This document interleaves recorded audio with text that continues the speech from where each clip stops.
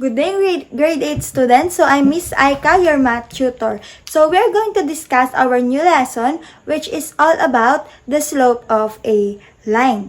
So, we are going to illustrate and find the slope of a line with given 2 points, equation, and a graph. So, first, we are going to discuss the slope of a line given 2 points. So, we are going to use this formula. So, we have the slope, which is m is equal to the y sub 2 minus y sub 1 all over x sub 2 minus x sub 1. So, those are the values of our coordinates. So, for a trivia, so, ginamit si slope as letter M or denote si slope as letter M because it is come from the French word which is monter. Monter, meaning to climb. Kaya po siya ginamitan ng letter M as the slope or as denoted as a slope.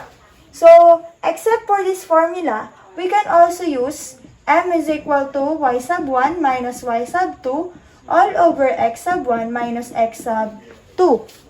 So, pinag-interchange lang yung position ng y sub 2 and y sub 1. So, for the first example,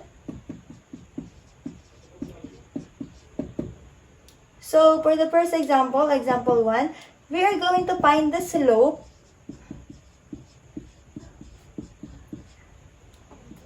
of 1, 2, and 4, 5.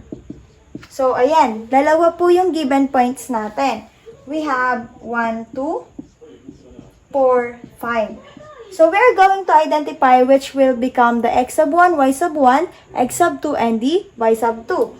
So, for the first given coordinates, that will become x sub 1 and y sub 1. And for the second coordinates, that will become x sub 2 and y sub 2. So, ngayon, mag-evaluate lang tayo. So, yung evaluation na to, yung evaluating na gagawin natin, i-interchange lang natin or i-change lang natin, papalitan lang natin ng value, given value dun sa ating coordinates, yung mga values na x and y's. So, formula m is equal to y sub 2 minus y sub 1 all over x sub 2 minus x sub 1. So, y sub 2, that is 5. And y sub 1, that is 1. So, we have 5 minus 1 all over x sub 2, which is 4, and x sub 1, which is 1. So, we have 5 minus 1, that is 4. 4 minus 1, that is 3. So, 4/3 is our slope. And that is a prime, meaning hindi na siya kayang i-simplify. So, yan na po yung magiging slope natin. Ganun lang kadali yung pagkuha ng slope kapag given yung ating 2 points or 2 coordinates, which is also known as ordered pairs. So, you are just going to do this formula or to use this formula para mas madali nyo makuha yung slope ng ating lines. Okay, so for another example, we need to find the slope of a line that passed through negative 3, 2, and 5, 6. So, we're going to use the formula m is equal to y sub 2 minus y sub 1 all over x sub 2 minus x sub 1. So, negative 3, 2, that will become x sub 1 and our y sub 1. And 5, 6 is our x sub 2 and y sub 2. So, for the y sub 2, we have positive 6. Y sub 1 is positive 2, so minus 2. X sub 2 is 5 minus negative 3, which is our x sub 1. Then, simplify. 6 minus 2 is 4. 5 minus negative 3, that will become 5 plus 3 because negative multiplied by negative is positive. So, 5 plus 3, that is 8. So, we have 4/8 or simply 1/2 because the simplified form of 4/8 is 1/2 which is divided by 4. So, next, what is the slope of the line given 4, 5 and negative 6, 5? So, just use our formula y sub 2 minus y sub 1 all over x sub 2 minus x sub 1. So, our x sub 1 is 4 y sub 1 is 5, x sub 2 is negative 6, and y sub 2 is positive 5.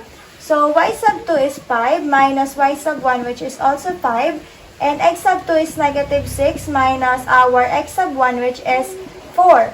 So, that will become 5 minus 5 is 0, negative 6, negative 4, or minus 4, that is negative 10. And 0 divides negative 10 is equal to 0. So, if the y values are the same, automatically, our slope will always be 0. So, tandaan lang po yun ha. Basta pareho yung value ng y sub 2 at saka ng y sub 1 natin, or yung y values natin, ang slope natin ay palaging 0. Okay, so for the last example, sabayan nyo ako mag-solve ng slope para malaman at ma-master nyo yung ating process. So, we are going to find the slope of the line that passed through negative 2, 5 and negative 2, 7. So, dun lang lagi tayo sa ating formula. So, we have m is equal to y sub 2 minus y sub 1 all over x sub 2 minus x sub 1. So, we are going to get their values. Y sub 2 is 7 minus our y sub 1, which is 5.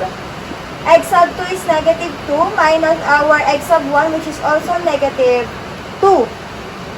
Then, do the operation. So, 7 minus 5, that is 2.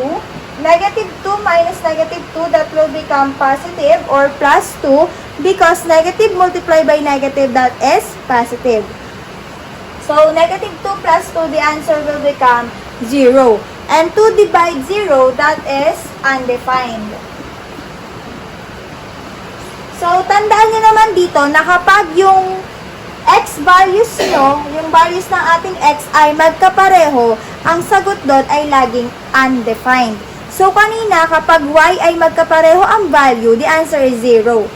But, if the x are the same in their values, with their values, the answer is undefined. Okay, try this.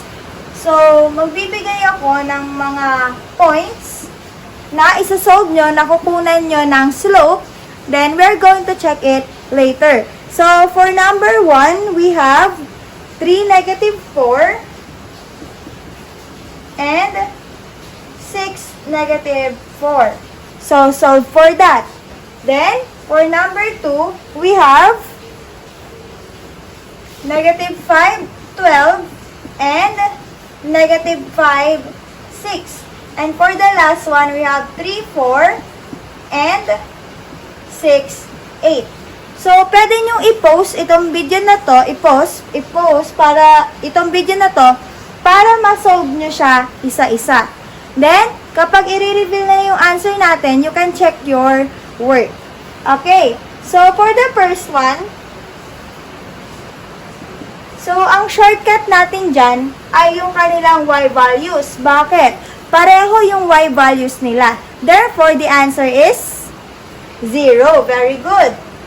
And for number 2, the shortcut for that is their x values. Dahil parehong negative 5 yung x values nila, meaning, ang answer natin ay undefined.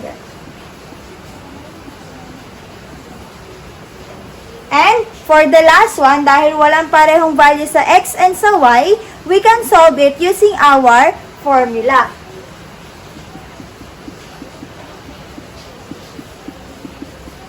So, y sub 2 is 8 minus y sub 1, which is 4, all over x sub 2, which is 6, and y sub 2, which is, and x sub 2 rather, which is 3. So, 8 minus 4, that is 4, and 6 minus 3, that is 3. So, the answer is 4/3.